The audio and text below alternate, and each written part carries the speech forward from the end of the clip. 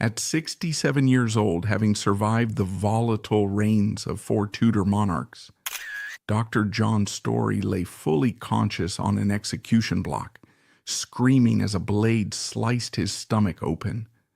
The blood-soaked executioner simply slapped the old man across the face to silence him. This gruesome death was the climax of an international kidnapping orchestrated by Queen Elizabeth I. She secretly funded a covert operation to drag her sworn enemy back to English soil for the ultimate punishment. This brutal sentence stemmed from a deadly threat that triggered Elizabeth's deepest past trauma. Years earlier, Story publicly boasted in Parliament that he regretted not killing Elizabeth when she was young. Fleeing to Spanish territory, he actively betrayed England by sabotaging its merchant ships. Lured into a decoy vessel, Story finally learned that no one could threaten the Queen and escape her absolute power. The 16th century Tudor era in England was a period of extreme religious instability. King Henry VIII first separated England from the Catholic Church to establish his own religious authority. Following his death, his son Edward VI pushed the nation further into strict Protestantism. The situation reversed again when Mary I took the throne and aggressively restored Catholicism, executing those who resisted. Finally, Elizabeth I took power and shifted the country back to Protestantism. Surviving this era required compromise. Dr. John Story, however, refused to adapt. His strict religious beliefs made him a target. Born in the shadow of the great cathedral in Salisbury in 1504, John Story was the product of a comfortable middle-class upbringing. His parents, Nicholas and Joan, recognized early on that their son possessed a uniquely sharp analytical intellect. Seeking to cultivate this gift, they sent him to Oxford University. He was enrolled at Hinckley Hall, where the rigorous, cloistered environment perfectly suited his obsessive dedication to study. He quickly proved himself to be a brilliant, albeit rigid, legal mind. By 1535, his academic prowess was undeniable, and he was appointed as a lecturer in civil law. His reputation continued to soar, and just 2 years later he was elevated to the prestigious position of principal at Broadgates Hall, an institution that would later evolve into Pembroke College. By 1538, Story had reached the pinnacle of academic achievement, earning his highly coveted doctorate in civil law. With this supreme credential in hand, he transitioned from the quiet halls of academia to the bustling, cutthroat legal world of London. He married a woman named Joan Watts, began building a family, and established a highly lucrative and deeply respected legal practice at Doctors' Commons, a society of lawyers practicing civil law in London. His wealth grew in tandem with his social standing. His ambitions eventually led him into the political arena, where he secured a seat in Parliament, representing various constituencies over the years, including Salisbury, Hindon, and East Grinstead. By all outward appearances, Dr. John Story had achieved the ultimate Tudor dream: wealth, respect, intellectual authority, and political power. However, the foundation of his comfortable life began to violently fracture under the reign of the boy king, Edward VI. As the Protestant government began systematically and ruthlessly dismantling the ancient Catholic faith, outlawing the traditions that Story held as immutable divine truths, the scholar found himself unable to maintain the quiet compliance adopted by so many of his peers. The breaking point arrived in 1548 when Parliament introduced the sweeping Act of Uniformity. This legislation was designed to legally force Protestant worship and the newly authored Book of Common Prayer upon every parish in the entire nation, effectively criminalizing the Catholic Mass. For Story, this was not merely bad policy, it was an affront to God. Rising from his seat in the House of Commons, Story stood up and fiercely, publicly objected. He did not couch his dissent in the polite, deferential rhetoric expected of a parliamentarian. He actively insulted the crown.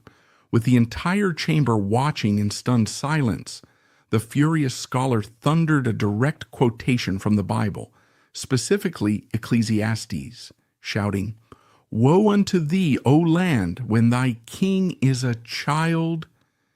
In the paranoid, tightly controlled environment of Tudor England, speaking such treasonous words was a virtual death sentence, especially when delivered on the floor of the House of Commons. The government's retaliation was swift and absolute. Story was immediately stripped of his dignity and thrown into the grim confines of prison. The cold reality of his cell quickly illuminated the immense mortal danger he had courted. Utilizing his vast legal connections and perhaps feigning a degree of submission, Story miraculously managed to secure his release. Knowing that his life hung by a thread, he rapidly gathered his family, abandoned his lucrative career, his estates, and his hard-won social status, and fled across the English Channel into exile in Louvain, Belgium. He had chosen the bitter life of a religious refugee over the abandonment of his soul. He vowed he would not return to English shores until the religious winds shifted back toward Rome. Story's bitter exile in Louvain was a period of dark, simmering resentment, but the volatile nature of Tudor politics guaranteed that no exile was ever permanent.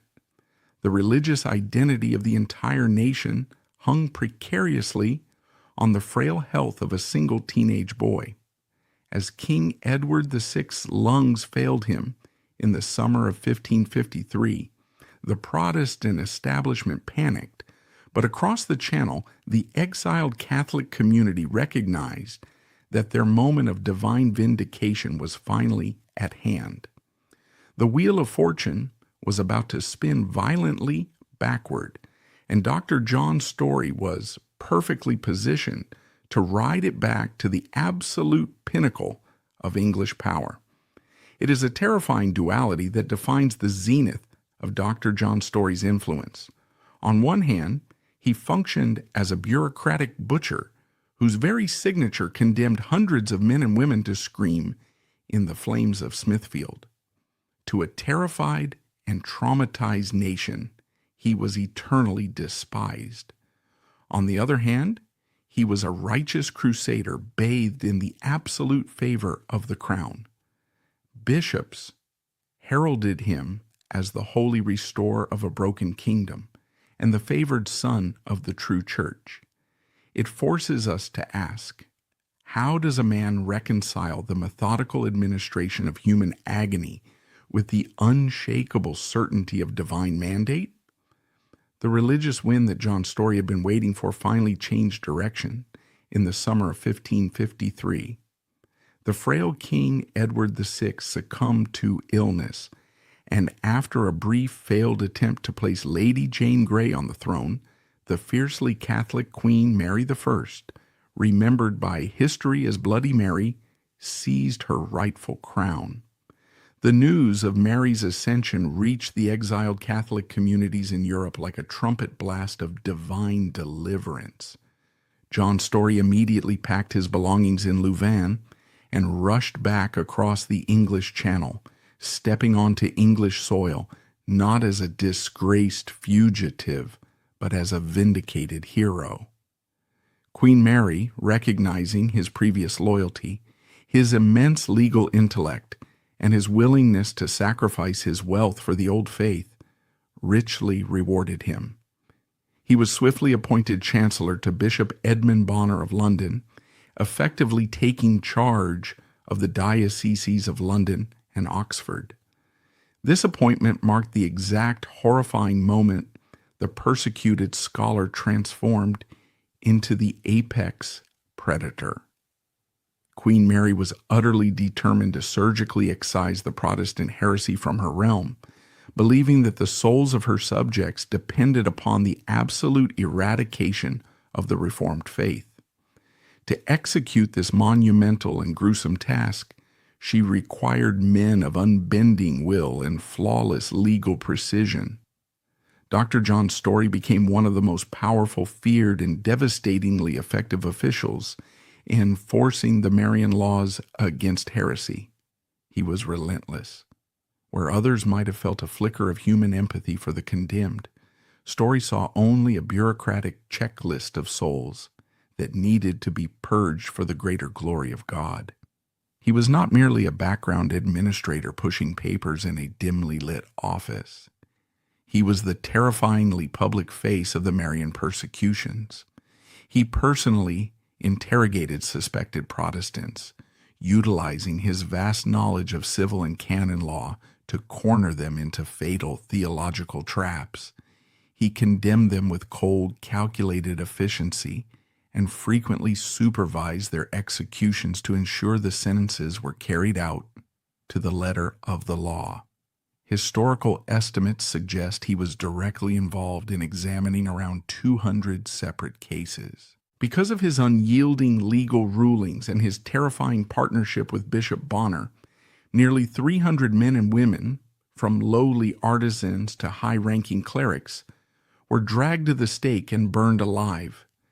His most high-profile involvement came during the trial of Archbishop Thomas Cranmer, the primary architect of the English Reformation, and the author of the very Book of Common Prayer that Story had so vehemently opposed years earlier.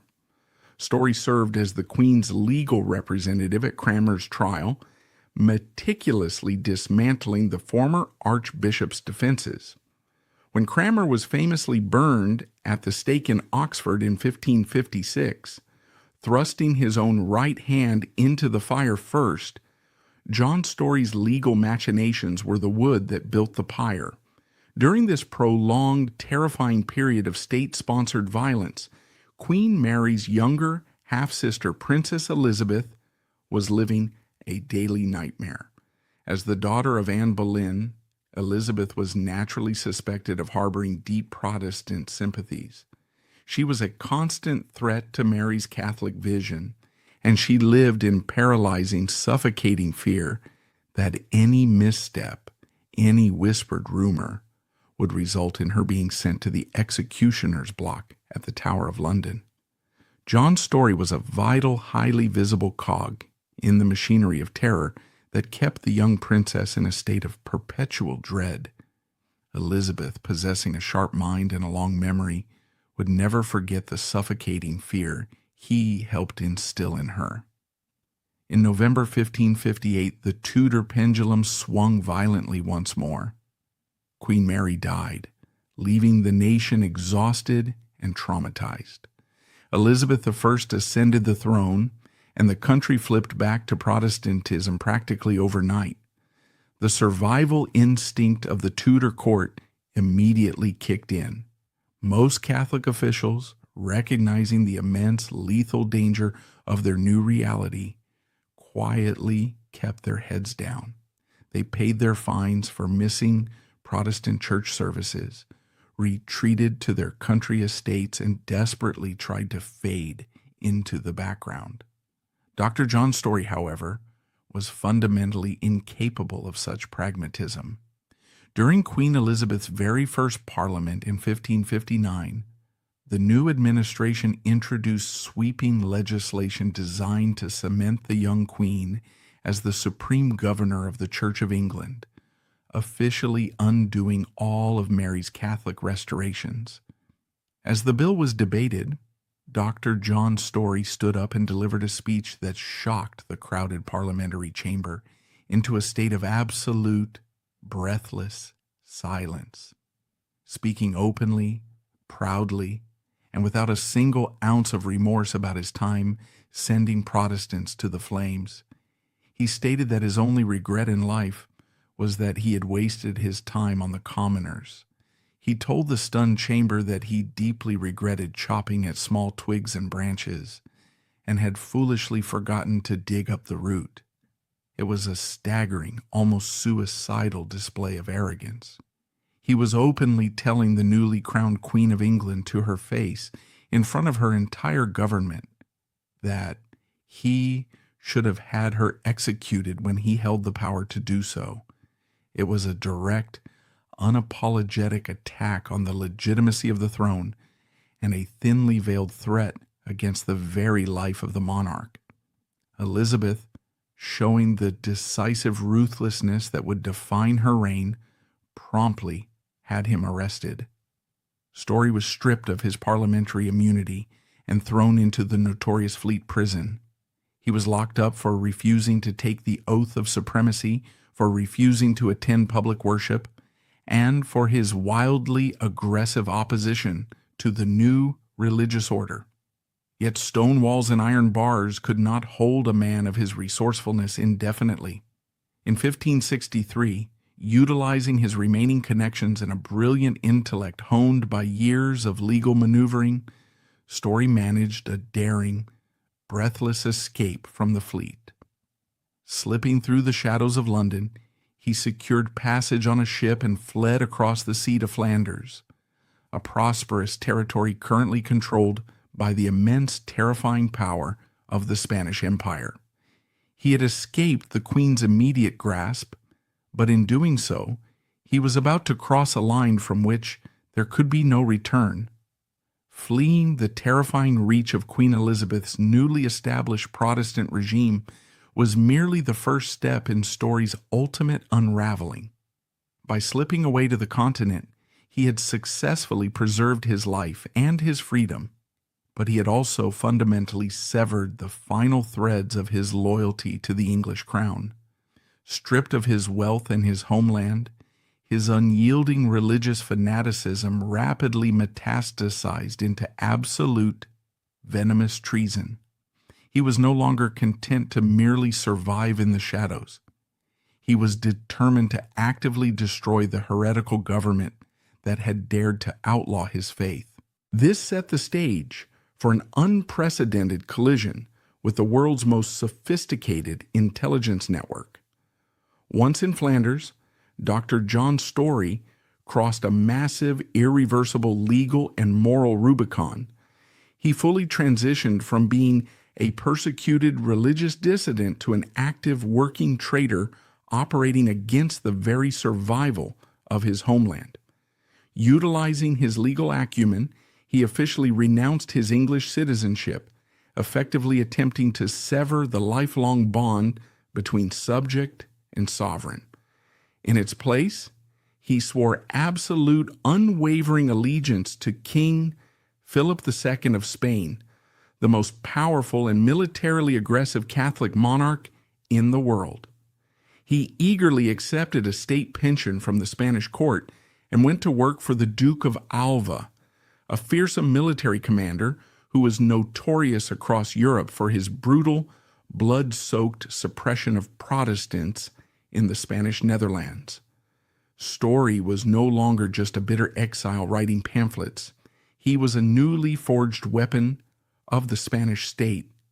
He was given a specific and highly damaging operational role, stationed at the bustling, economically vital port of Antwerp. His duty was to ruthlessly search incoming English merchant ships. Wielding his new Spanish authority, he confiscated valuable trade goods, arbitrarily arrested English sailors, and gleefully threw smuggled English Protestant Bibles into the flames. This was not merely religious harassment, it was a targeted, direct attack on English national security. The fragile English economy relied heavily on exporting wool and cloth through the vital arteries of Antwerp. By harassing these merchant ships, Story was single-handedly strangling his former homeland's trade revenues. Furthermore, he was leveraging his powerful position and deep Spanish resources to secretly fund and indirectly support armed Catholic rebellions back on English soil, most notably the devastating Northern Rebellion of 1569 that sought to depose Queen Elizabeth. Queen Elizabeth's fledgling but highly sophisticated intelligence network had seen enough. The network was masterminded by the brilliant calculating Lord Burghley, William Cecil, and his ruthless, highly efficient spy master, Francis Walsingham. They recognized the geopolitical reality. They could not simply ask the Spanish Empire to hand over a sworn Spanish official, nor could they risk sparking an all-out catastrophic war just to catch one rogue traitor. Instead, they decided to launch an audaciously complex cross-border kidnapping right under the watchful eyes of the Spanish military. They constructed an elaborate, highly classified sting operation known today in intelligence circles as the Mouse Trap. English spies, specifically highly trained operatives named William Parker and John Lee, were dispatched deep into Flanders. They adopted the flawless cover of disgruntled English merchants who violently hated the Protestant government and wanted to secretly aid the Catholic cause. They carefully approached Story in the sweltering summer of 1570, offering him a highly confidential, irresistible tip. They whispered to the aging inquisitor that an English ship had just dropped anchor nearby at the port of Bergen op Zoom. They assured him the vessel was secretly loaded to the brim with heretical literature destined for the flames, alongside highly valuable smuggled contraband ripe for seizure. The spies knew exactly how to play the psychology of their target. The bait was perfectly, flawlessly designed. It deeply appealed to his unyielding religious fanaticism, offering him the intoxicating chance to burn more Protestant heresy. Yet it simultaneously appealed to his earthly greed, as corrupt port officials of the era regularly pocketed the lucrative smuggled goods they confiscated. Story swallowed the bait completely. In August of 1570, he confidently boarded the docked English ship, accompanied by only a handful of light guards. He felt completely, arrogantly untouchable.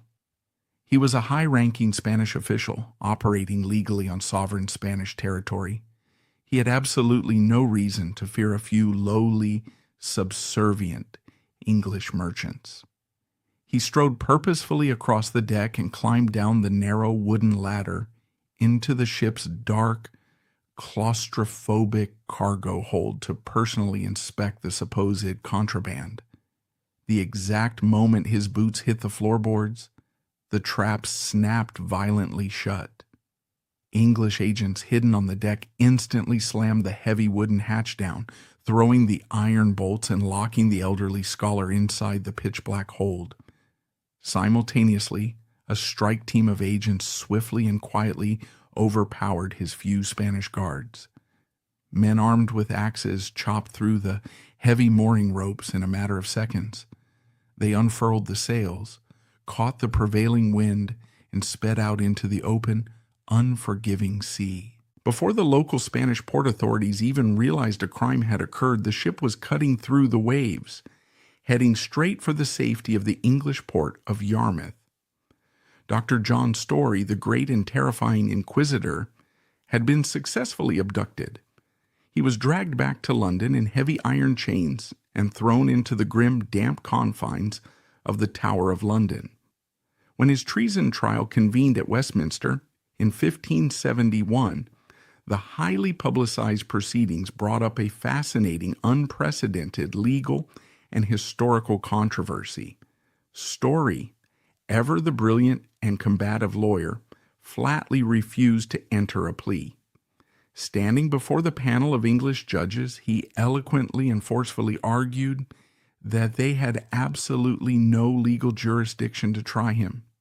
He stated that he was, by legal definition, no longer an English citizen, but a legally sworn subject of the King of Spain. Furthermore, he argued that he was working in his official capacity as a Spanish magistrate on sovereign Spanish soil when he was illegally and aggressively abducted by foreign terrorists. In his precise legal mind, the English court had no right to judge a foreign national. The English judges coldly dismissed his intricate argument by invoking a rigid ancient legal doctrine, nemo potest exuere patriam. Translated, the bedrock principle means no man can renounce his country. The court formally ruled that loyalty to the English crown was an inescapable condition of birth. It was a permanent, lifelong bond woven into his very blood. A subject could not simply decide to stop being English. Therefore, by attempting to change his nationality to a hostile enemy state and actively working to destroy English interests, he was providing the ultimate, undeniable, and self-confessed proof of high treason against his sovereign queen. The highly theatrical trial was a foregone conclusion. His meticulous defense was entirely thrown out. He was quickly found guilty and sentenced to die the most horrific, agonizing death the Tudor state could legally provide. The execution of Dr. John Story took place on June 1st, 1571.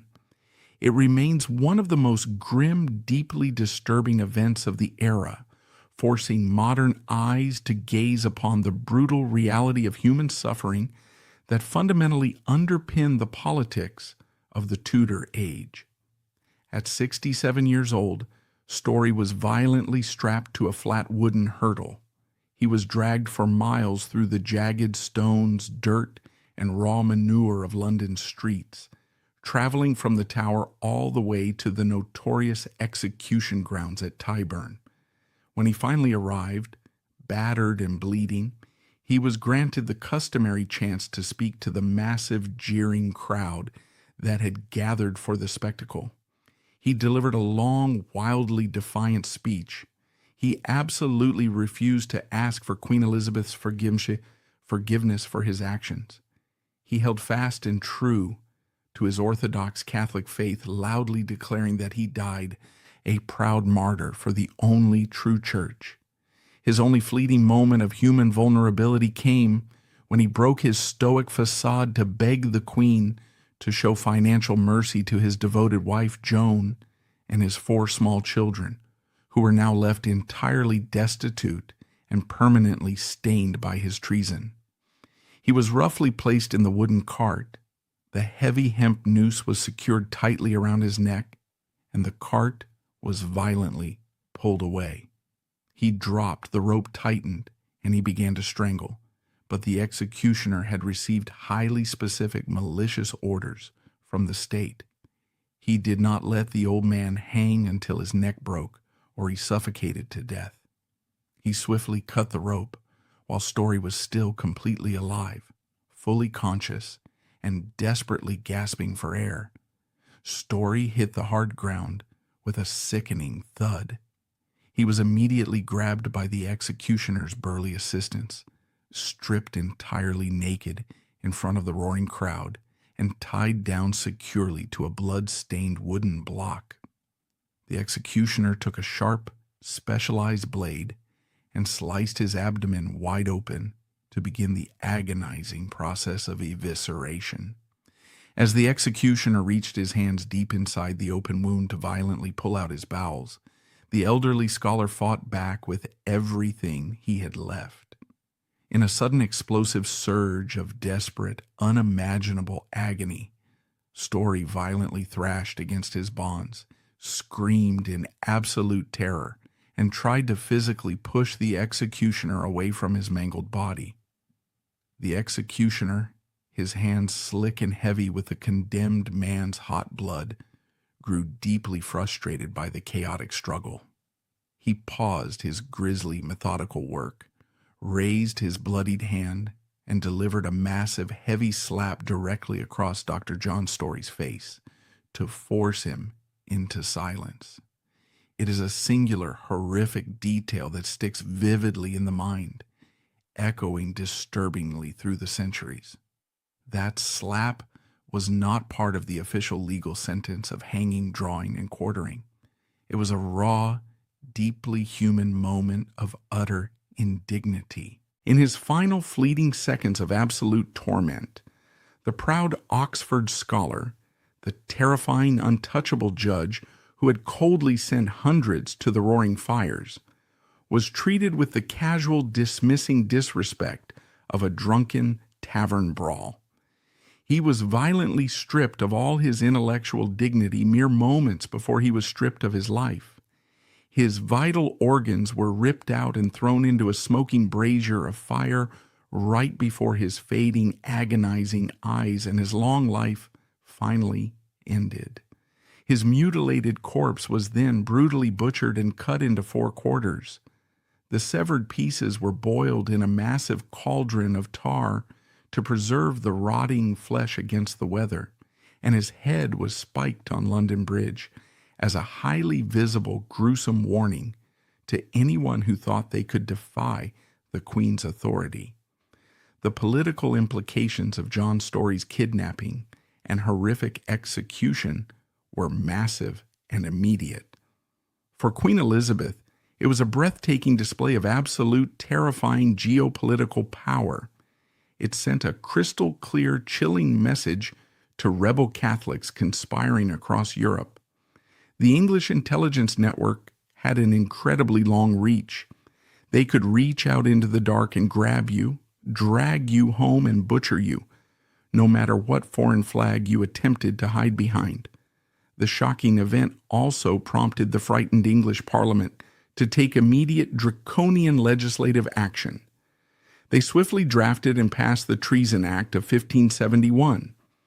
This harsh, sweeping new law made it a capital offense to call the Queen a heretic, to publish that she was not the rightful, lawful monarch, or to bring any written bulls or influence from the Pope into the country.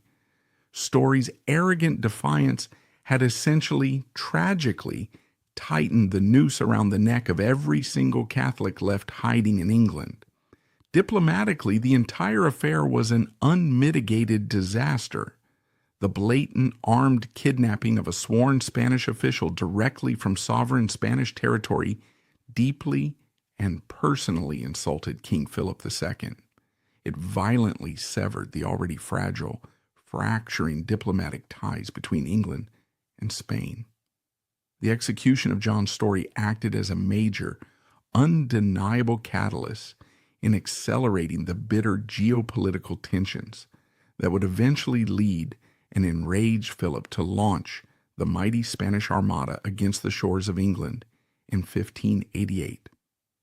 Far from the roaring, bloodthirsty crowd at Tyburn, the news of Story's horrific death rippled across the sea. It eventually reached a young, brilliant, and highly impressionable Oxford scholar named Edmund Campion, who was then agonizing over his faith in the quiet isolation of Ireland. Reading the smuggled accounts of how an old, educated man suffered so steadfastly for his religious convictions profoundly and irreversibly changed the trajectory of Campion's life. He could not erase the haunting mental image of Story's unyielding defiance. Campion would later abandon his promising English career, flee to the continent, become an ordained Jesuit priest, and return secretly to the shadows of England to minister to hidden Catholics. While the English Protestant state rightfully viewed Dr. John Story as a deeply dangerous, fanatical traitor who got exactly the bloody end he deserved, the Roman Catholic Church viewed him through an entirely different lens. To Rome, he was a righteous man who died defending the eternal true faith against a heretical, illegitimate government. Centuries later, in December 1886, Pope Leo XIII officially recognized his sacrifice and beatified him, eternally granting him the exalted title of Blessed John Story.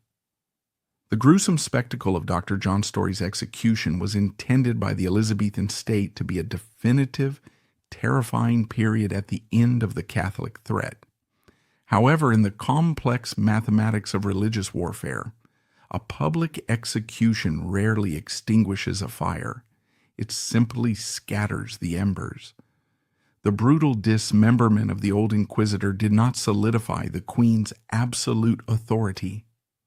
Instead, it acted as a violent psychological catalyst for the very individuals the state was desperately trying to control.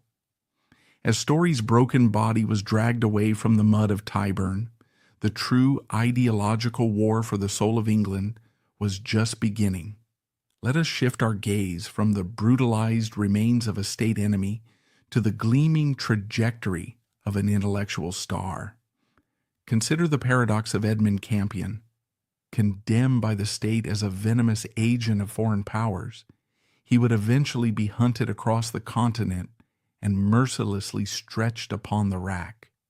Yet just a decade prior, he was the absolute jewel of Oxford University, the charismatic darling of Queen Elizabeth's royal court, promised the absolute pinnacle of wealth, bishoprics, and influence by the most powerful men in the realm. How does a man forsake the golden, glittering embrace of an empire to willingly embrace the blood-soaked wood of the martyr's block? To understand the radicalization of Edmund Campion, we must examine the brilliant, fragile world he inhabited before it was shattered. Born in London in 1540, Campion was the son of a bookseller. Unlike Story's rigid, unyielding upbringing, Campion was a child of the Renaissance, a boy possessing an intellect so dazzling, a memory so flawless, and a charm so magnetic that he transcended his common birth. He was selected to be a scholar at Christ's Hospital, and by the age of 13 was chosen to deliver a formal public oration to Queen Mary I as she passed through London. His genius paved his way to St. John's College, Oxford, where he didn't just succeed, he utterly dominated the academic landscape.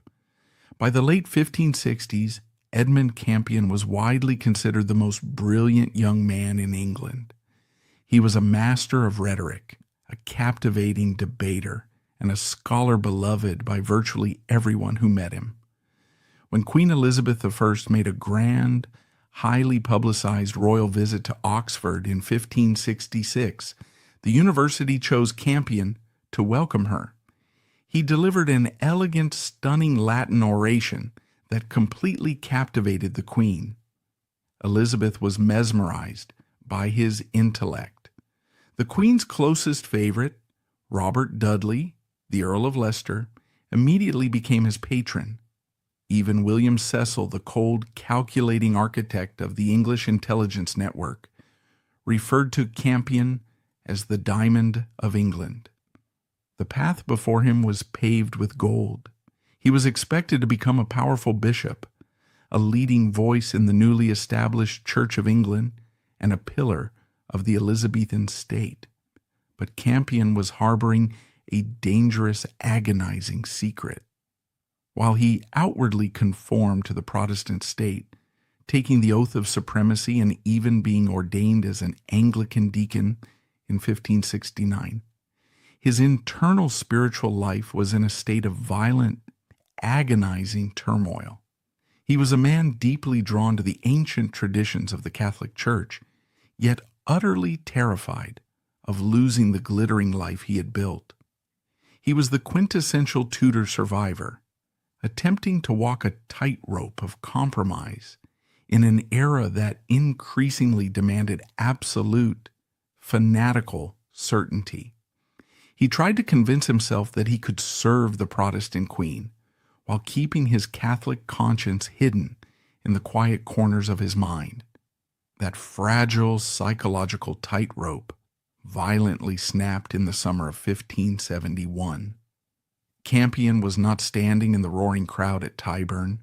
He had already fled to Ireland seeking a quiet refuge from the tightening grip of the state. Yet the physical distance offered no protection from the psychological shockwave of Dr. John Story's execution. As detailed letters and hushed testimonies detailing the horrific, humiliating death of the old scholar reached Campion across the Irish Sea, Something inside the brilliant young man irrevocably broke. The visceral reality of state-sponsored terror, coupled with the bitter aftermath of the failed Northern Rebellion, shattered his illusions of compromise.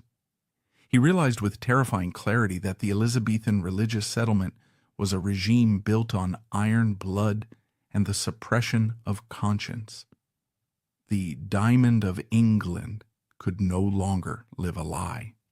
Shortly after news of Story's execution spread, Campion abandoned any hope of returning to his fellowship at Oxford, turned his back on the Earl of Leicester's patronage, and fully embraced the life of a hunted fugitive.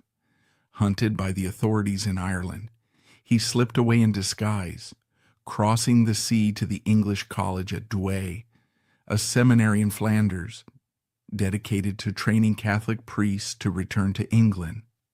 But Douai was not enough to satisfy the burning conviction that had been ignited. Campion felt a profound, overriding need to completely strip himself of his ego, his worldly ambitions, and his past compromises. In 1573, he made a grueling, perilous pilgrimage, walking barefoot across the jagged peaks of the Alps all the way to Rome. There, he knocked on the door of the Society of Jesus.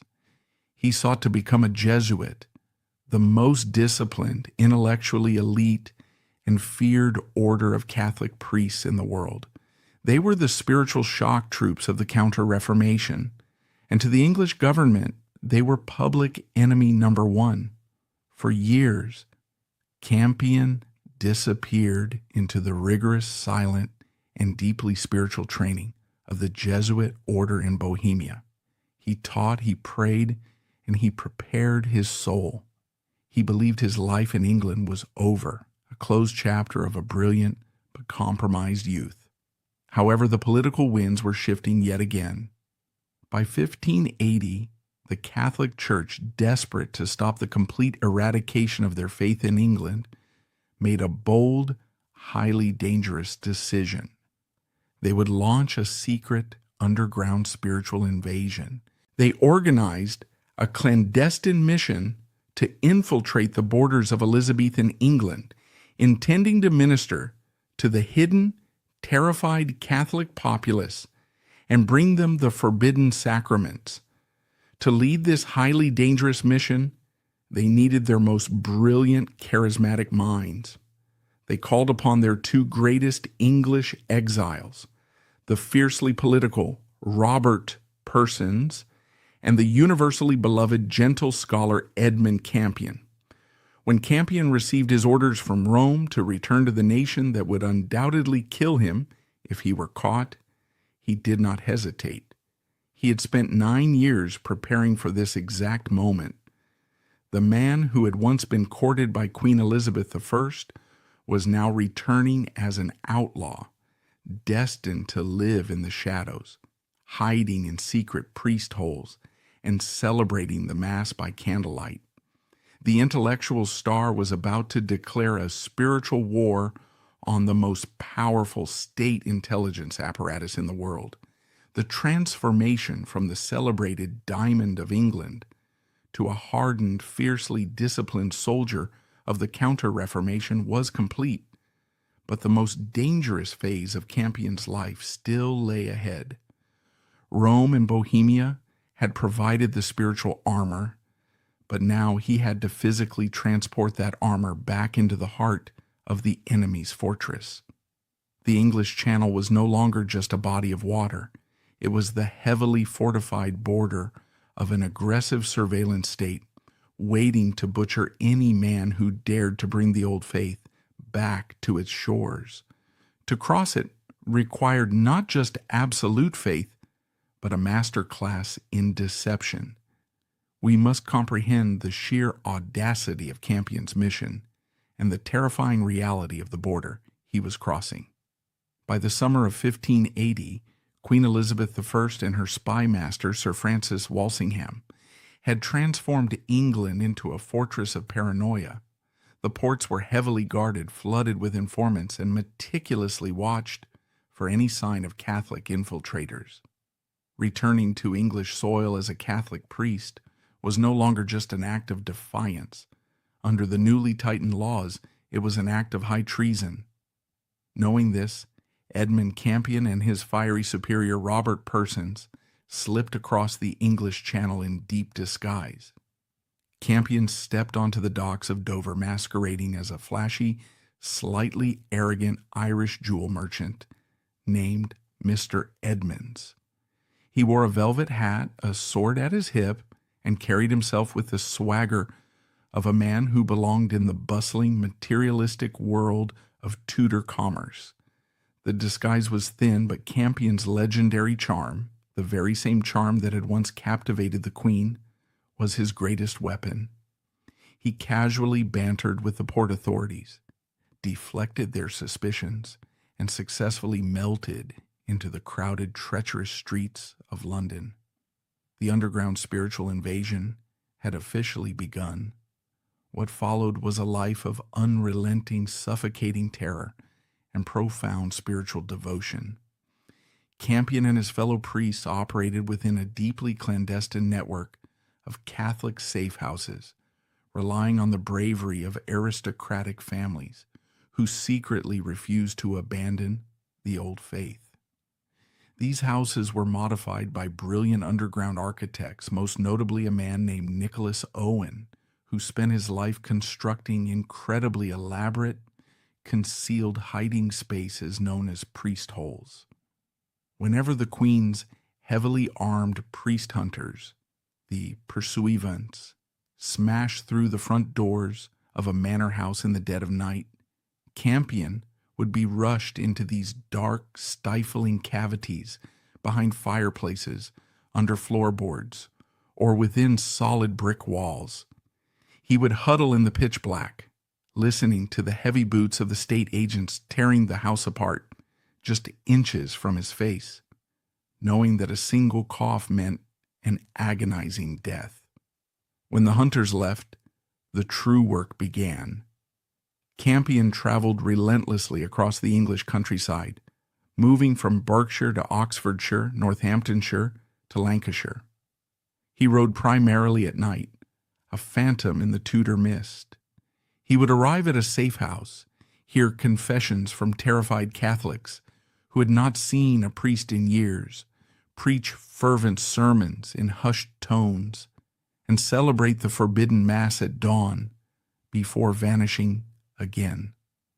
His presence was an electric shock to the deeply suppressed Catholic community.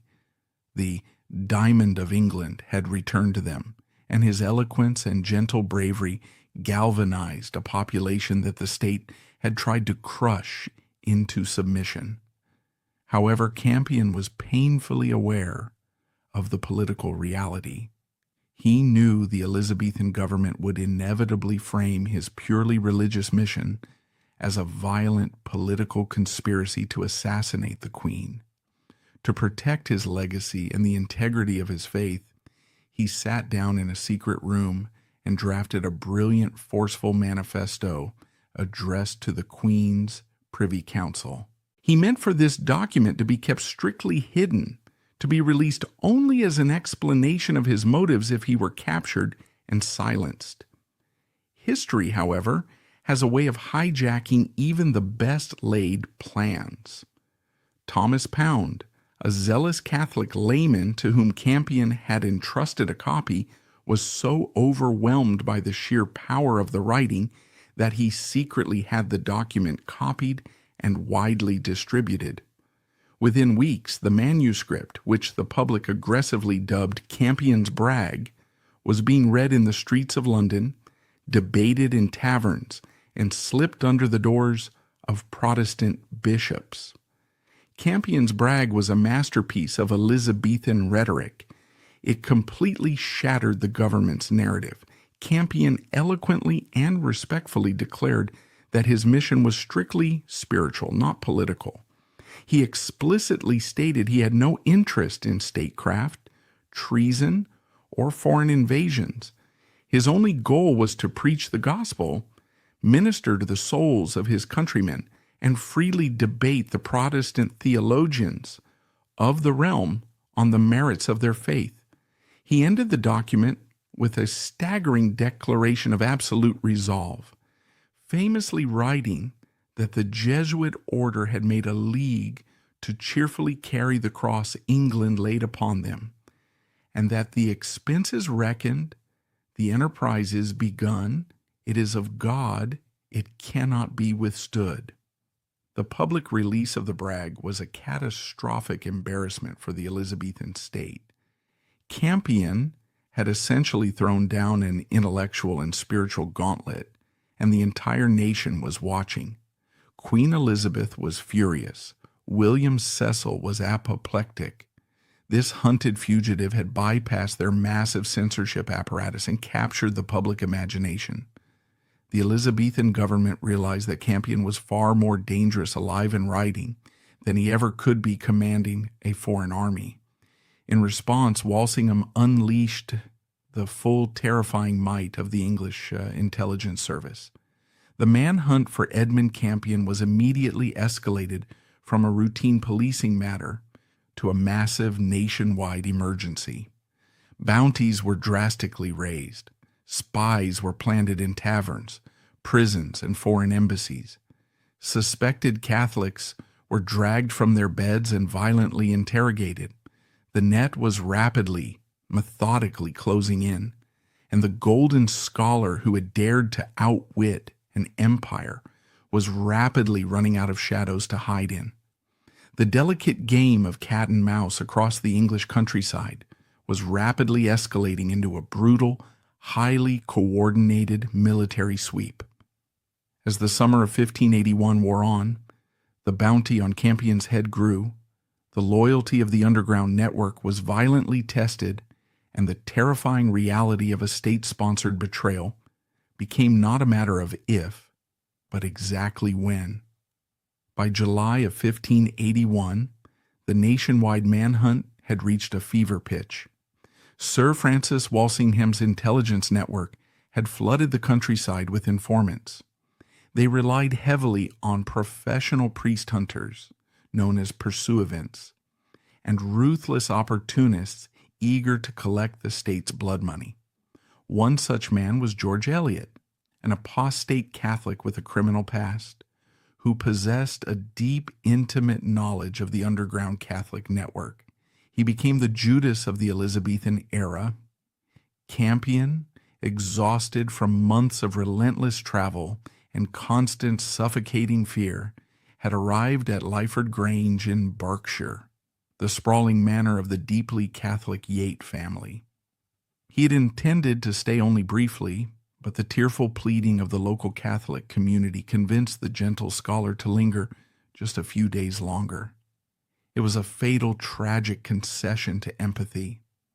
On Sunday, July 16th, Campion was celebrating Mass for dozens of secret worshipers when George Eliot, posing as a devout Catholic seeking spiritual comfort, infiltrated the congregation.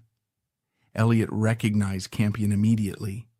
Feigning piety, he quietly slipped away from the estate, mounted his horse, and rode fiercely to alert the local magistrates.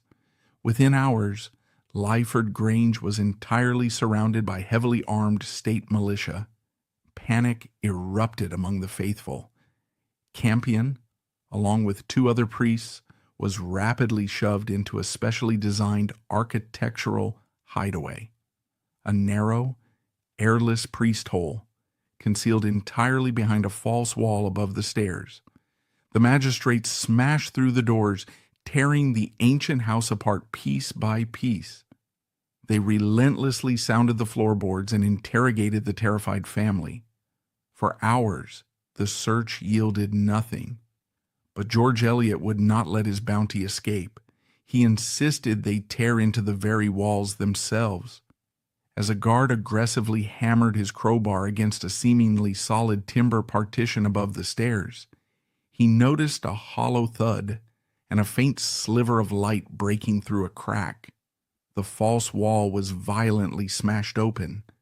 Inside the dark, stifling cavity lay the 3 priests, side by side, their hands folded in silent prayer. The greatest manhunt in Elizabethan England had finally ended. Campion was dragged from the hole, heavily shackled in cold iron, and paraded all the way back to London as a spectacular trophy of the state. To maximize the public humiliation, his captors tied his legs securely beneath his horse's belly and forced a mocking paper sign upon his head that read, "Campion, the seditious Jesuit." He was marched through the jeering crowds of the capital and thrown directly into the Little Ease, an infamous cramped dungeon within the Tower of London, where a man could neither fully stand nor lie down. Yet the Crown recognized that executing a man of Campion's staggering intellectual fame without breaking him first would create a powerful martyr. 3 days after his imprisonment, Campion was quietly taken from his dungeon under heavy guard and brought by boat to a private mansion. There, to his utter shock, he found himself standing face to face with the three most powerful figures in the realm: the Earl of Leicester, his former patron, Lord Burghley, the architect of state security, and Queen Elizabeth I herself. It was a staggering reunion. The Queen, remembering the golden youth who had mesmerized her at Oxford years ago, offered him a complete unconditional pardon. Leicester offered him high office, wealth, and the prestigious Archbishopric of Canterbury. They asked only one thing in return: that he publicly renounce his Catholic faith and conform to the Protestant state. For the exhausted prisoner, it was the ultimate intoxicating temptation. Campion politely, gently, and absolutely refused. He stated that he recognized Elizabeth as his lawful queen in all temporal matters, but he could not surrender his conscience to the state. With the golden carrot firmly rejected, the Elizabethan state immediately brought out the iron stick. Campion was returned to the Tower, and the order was given to unleash the full, terrifying mechanics of state torture. He was taken to the subterranean torture chambers and strapped to the rack. This horrific machine was designed to slowly, agonizingly pull a human body apart, dislocating the shoulders, elbows, hips, and knees. The interrogators demanded the names of the Catholic families who had sheltered him. Campion endured the tearing of his joints and the sheer blinding agony of the rack repeatedly over several months. Yet through the absolute crushing torment, he refused to betray his flock. Frustrated by their inability to extract a political confession, the government decided to destroy him intellectually. They organized a series of highly public theological debates in the chapel of the Tower of London, pitting the shattered prisoner against the finest, most rested Protestant theologians of the realm. The state intended to humiliate him, to prove his Catholic theology was as bankrupt as his alleged treason. It was a profound miscalculation. Campion was carried into the chapel, his body so brutally ruined by the rack that he could not raise his own hands to hold a Bible. Yet, the moment the debate began, the scholar flared back to life. Deprived of books and notes, Campion relied entirely on his flawless memory. He effortlessly cited scripture and ancient church fathers, running intellectual rings around his well-fed opponents. His eloquence was so devastating that the public observers began to openly sympathize with the broken man. The state abruptly canceled the remaining debates. They knew they could not defeat him with words. By November of 1581, the government realized the complete failure of their psychological warfare. Campion had survived the rack without betraying his network and humiliated the state's finest theologians. Fearful of his growing legendary status, the Crown decided they could no longer afford to keep him alive. However, they needed to avoid confirming his status as a religious martyr. Therefore, Walsingham meticulously engineered a fabricated political conspiracy. On November 20th, 1581, Campion and several other captured Catholic priests were brought into the cavernous expanse of Westminster Hall. The government charged them with a massive treasonous conspiracy, alleging they had plotted to raise a foreign army and assassinate Queen Elizabeth I. It was a spectacular, entirely manufactured legal farce. When the time came for the prisoners to formally enter their pleas, a moment of profound historical resonance occurred. The clerk of the court ordered Campion to raise his right hand. Campion, however, had been stretched so brutally on the rack that the muscles in his arms were completely destroyed. He stood in the damp hall, physically incapable of lifting his own hand to defend his life. In a gesture that moved even the Protestant spectators, one of his fellow condemned priests gently leaned over, kissed Campion's ruined hand, and physically raised it to the sky for him so that the scholar could formally declare not guilty. What followed was a trial in name only. Campion mounted a flawless legal defense, methodically dismantling the state's forged evidence and exposing the perjured testimonies of paid informants.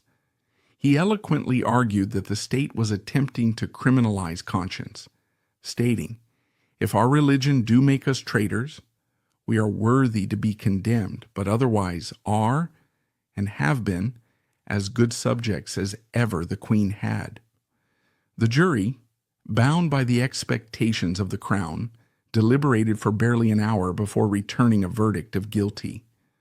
When the Lord Chief Justice officially pronounced the terrifying sentence of hanging, drawing, and quartering, the courtroom descended into silence.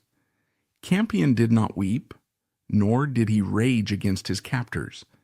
Instead, he stared down the royal judges and delivered a chillingly prophetic speech, declaring that to be condemned for teaching the ancient faith of their ancestors was both glory and joy to us.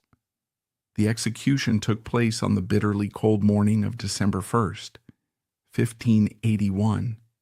Just like Dr. John's story a decade before him, Edmund Campion was strapped to a flat wooden hurdle and dragged through the deep mud and jagged stones of London to the execution grounds at Tyburn. However, the spiritual theater of their final moments could not have been more completely opposed. Where John's story had died, fighting, kicking, and screaming in terrified agony, Edmund Campion approached the butcher's block with a profound, almost supernatural serenity. The massive crowd that had gathered at Tyburn, expecting to see a ruined, broken traitor, was instead met with a man of absolute peace. Standing on the scaffold, he calmly refused demands to confess his political treason. Instead, he loudly forgave the spies who had hunted him and prayed aloud for Queen Elizabeth. The cart was pulled away. The state, perhaps fearing a massive public riot if they subjected the widely beloved scholar to the full immediate horrors of evisceration, allowed Campion to hang until he was fully dead. The subsequent brutal mutilations of drawing and quartering were carried out on a lifeless corpse, sparing him the agonizing final moments endured by Dr. Story. His remains were then displayed on the city gates as rotting trophies. Yet Walsingham's plan to destroy the Jesuit threat had catastrophically backfired. The state had not killed a political traitor. They had publicly minted a saint. According to enduring Catholic tradition, as Campion's quarters were being hacked apart by the executioner, a single stray drop of the martyr's warm blood splashed directly onto the coat of a young, aristocratic Protestant bystander named Henry Walpole. Whether a literal physical occurrence or a powerful historical metaphor, the spectacle at Tyburn acted as a psychological earthquake. Walpole was instantly and profoundly radicalized. He was a wealthy, fashionable young lawyer standing comfortably among the London elite, insulated by Protestant wealth and legal prestige. Yet, the illusion of the Elizabethan state's moral authority evaporated before his eyes. He realized that a government requiring such horrific theatrical butchery to sustain its theology was inherently bankrupt. Unable to shake the terrifying, awe-inspiring memory of Campion's final words, Walpole abandoned his legal studies entirely.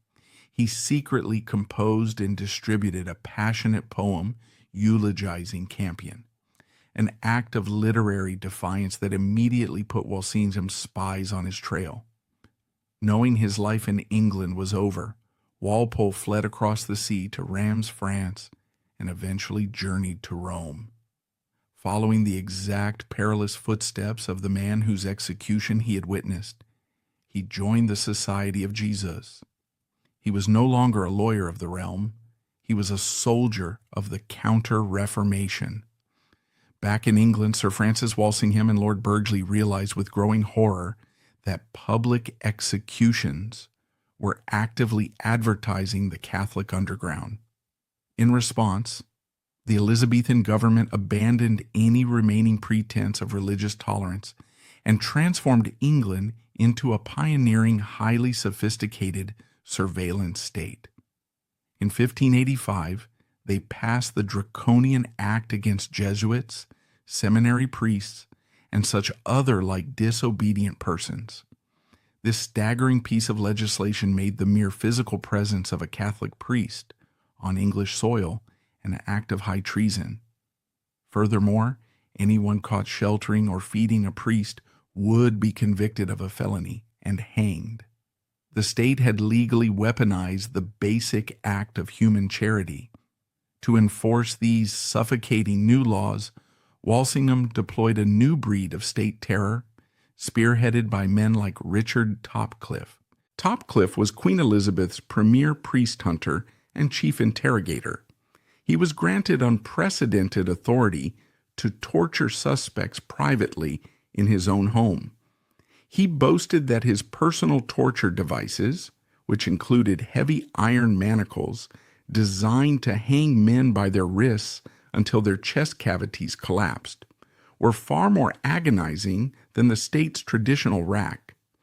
This was the terrifying, ironclad fortress that Henry Walpole chose to infiltrate in December 1593. After over a decade in exile, Walpole was ordered to return to England.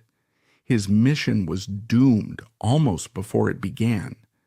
Walsingham's intelligence network was now flawlessly efficient. Within 24 hours of stepping onto English soil, Walpole was betrayed by a local informant, arrested at a rural inn, and thrown into the dungeons of York Castle. When Richard Topcliffe received word of the capture, Walpole was transferred to the Tower of London and placed entirely under Topcliffe's sadistic control. The brilliant former lawyer was thrown into the Salt Tower, a freezing cell where he was subjected to absolute sensory deprivation. Over the next year, Topcliffe brutally tortured Walpole 14 separate times, stretching his body until his arms were completely paralyzed. Topcliffe desperately wanted Walpole to confess to fabricated political conspiracies. But just like Campion before him, Walpole retreated into an unbreakable inner spiritual fortress.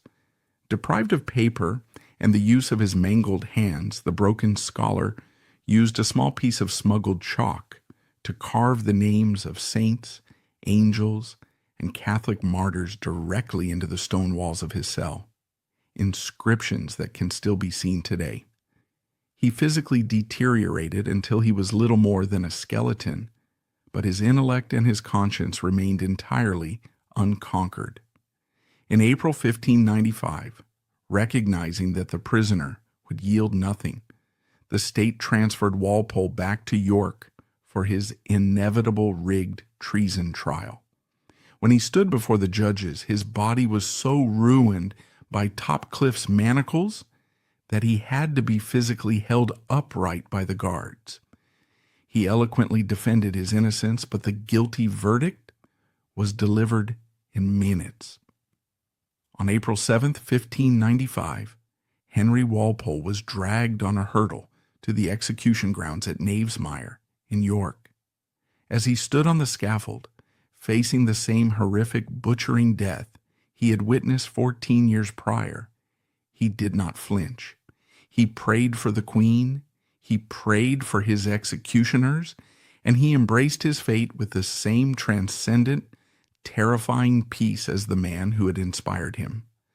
The agonizing death of Henry Walpole marked the culmination of a multi-generational tragedy. The religious whiplash of the 16th century had left a trail of broken bodies, but it also fundamentally reshaped the architecture of statecraft. We look back with horror at the state-sanctioned violence of the Tudor era. Yet we must recognize that the Elizabethan state, spearheaded by William Cecil and Sir Francis Walsingham, did not merely win a religious skirmish. They authored the grim blueprint for the modern national security state. Walsingham institutionalized systematic espionage, utilizing encrypted communications and mass surveillance. By passing laws that criminalized conscience, the state legally erased the boundary between a private thought and a public crime. However, the intertwined tragedies of Story, Campion, and Walpole expose the fundamental vulnerability of terror as a tool of governance. State violence did not amputate an ideology. It acted as an accelerant. The physical legacy of this shadow war remains vividly etched into the landscape of modern England. Scattered across the countryside, hidden deep within the oak-paneled walls of Tudor manor houses, lie the surviving priest holes. These stifling claustrophobic architectural cavities, many engineered by the brilliant Martyr builder Nicholas Owen, stand today as silent, chilling monuments to the terrifying reality of the Elizabethan surveillance state and the desperate lengths human beings will go to protect their inner beliefs. We no longer utilize the butcher's block to enforce ideological conformity. The grim gallows have been relegated to history. Yet the fundamental conflict between absolute state security and individual freedom of thought endures. The ghosts of Tyburn whisper a timeless, chilling warning. When a society attempts to control the souls of its people by breaking their bodies, it inevitably writes its own historical damnation.